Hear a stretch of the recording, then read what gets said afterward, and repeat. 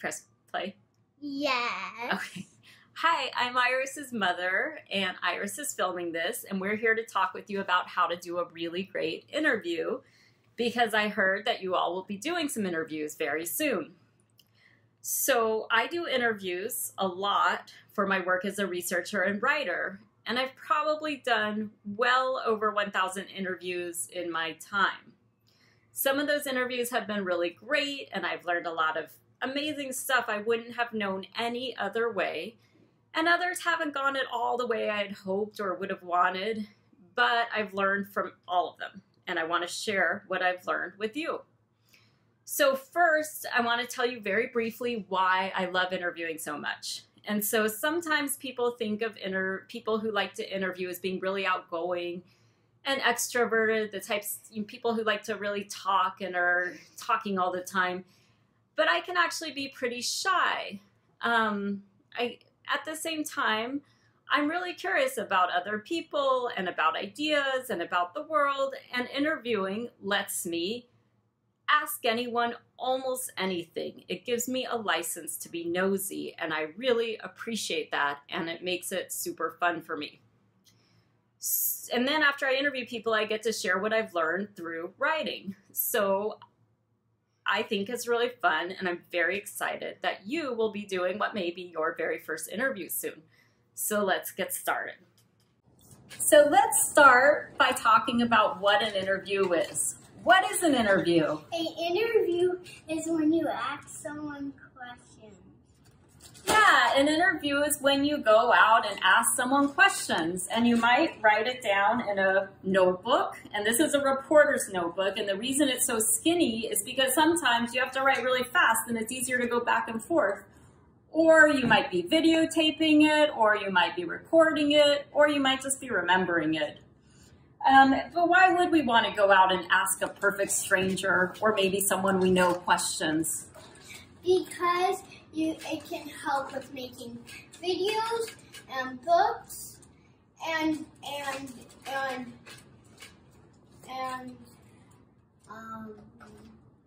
yeah, you can use it to make stuff and to take what you learn and share it with other people so they learn what you learned.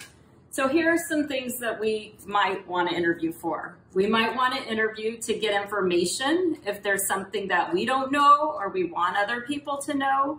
We might go out and ask a bunch of people like, hey, are you going to dress up for Halloween this year? If so, what are you going to do?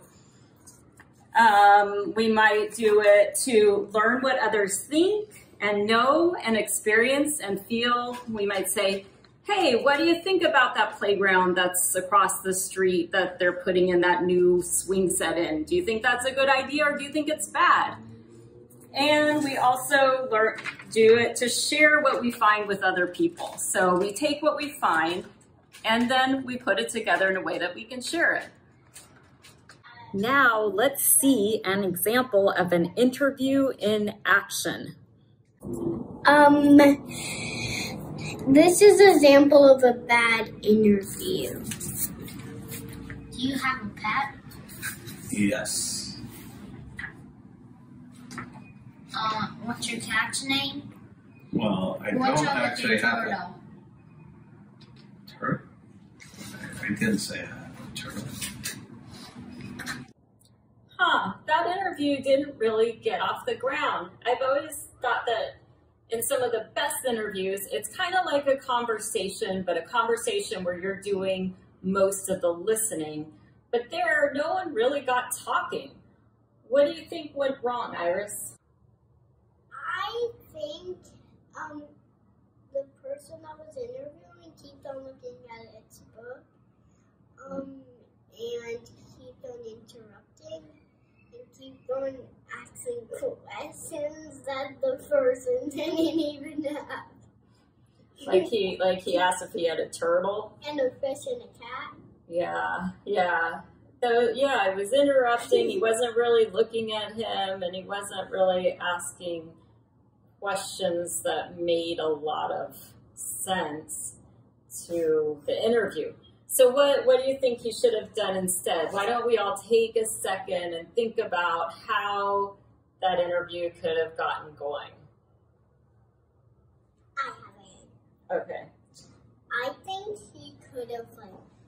just like talked about the subject and not about things that weren't a part of the subject but was still. Yeah, it's always good to begin an interview by saying why you're interviewing the person, because say you are doing an interview about a playground, you're not going to necessarily be asking the person what they ate for breakfast that morning. So you want to start with, here's what I'm going to interview you about. You want to know why you're doing an interview. What else could you have done to make it more like a conversation? He could have just like put the book away and stopped reading the Harry Potter. He could have given him his full attention. Yeah. All right. So I took some notes on what I think are some tricks to having a great interview. So let me read those to you. So how do you do an interview that really gets off the ground, where the person's really talking and you get the information and ideas that you're hoping to get? Here's the way to do it. Here's some tips. First, be really clear what you want to ask and why. So for instance, if you're trying to get someone's thoughts about what's happening to the playground across the street from them, you don't really need to know what they ate for breakfast. So make sure you know what it is you want to understand better. Always introduce yourself at the beginning of an interview and tell them why you're doing the interview and what it's going to be about. And that's actually good to do before you even arrange the interview. Let them know what you're going to be interviewing them about. Have a list of questions of what you want to know. Questions that are relevant to the topic you want to know things about. So you might not end up using these questions exactly. You might end up veering off. They might say something that surprises you and you go off in a different direction, but it's always good to have a list of things that you can fall back on if the conversation stalls. When you're coming up with that list, ask what's called an open-ended question. And an open-ended question is a question which doesn't have a yes-no answer. It gets the person talking. So for instance, if I wanted to know what people thought of, say, a new ice cream store that opened up, I wouldn't want to say, do you like ice cream necessarily? Because they could just say yes or no, and that might be it. I might say, how do you feel about ice cream?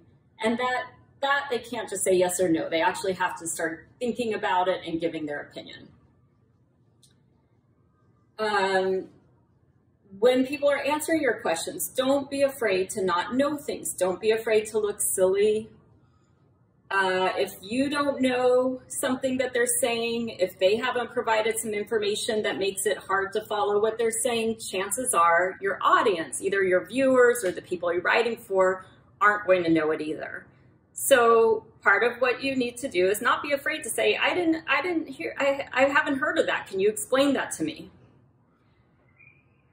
When you're done with the interview, be sure to thank them for their time.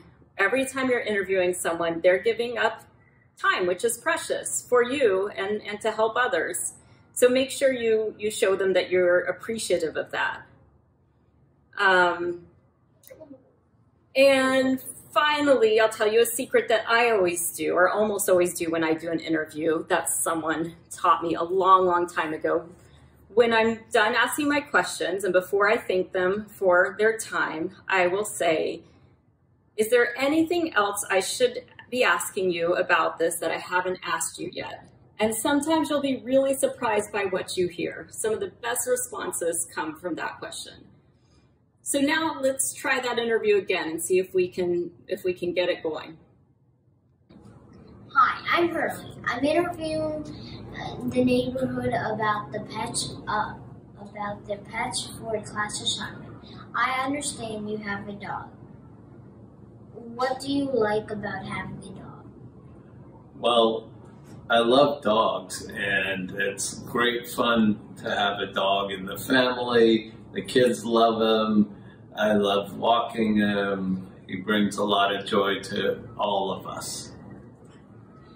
When and how did you decide to get a dog? Well, I've always loved dogs, and I had a dog before, and I wanted a dog for a long time, but Iris and Hurley were too young. We were too busy. But now that they're old enough, we were able to get a dog. Please tell me about your dog. Like what kind of dog he or she is, and what they're like. He is a rescue dog. He is part Labrador and part German Shepherd, and goodness knows what else.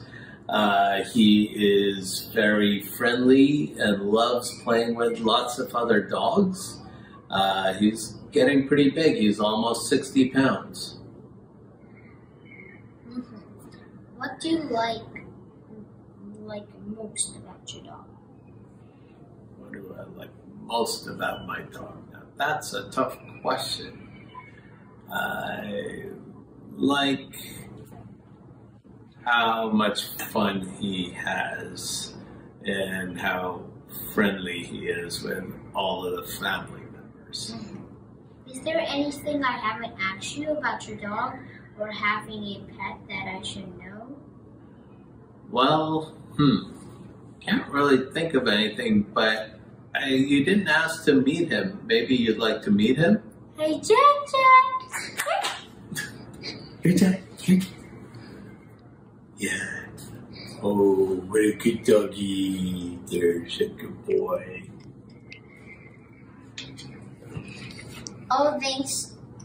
Okay, thanks for your time. I really appreciate it. And we'll send you a copy of the class assignment when it's done. Thank you. I enjoyed talking with you. So I think that interview went much better. It went really well. And here's what I think went well. So first, Hurley, who's Iris's brother, introduced himself. He said who he was. He said why he was doing the interview and what it was for and what the subject was, which was pets. Then he had some great questions that couldn't be answered with a yes or a no or one response. They were questions that really got the person being interviewed, which is his dad, talking. And then we got to meet Jet because he asked that question at the end about, is there anything that I haven't asked you that you think I should?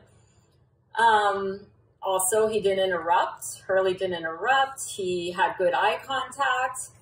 He nodded to show he was listening. I thought I saw a couple nods there. And at the end, he said, thank you. So I think that was a great interview. And now it's your turn to go out and do your interviews.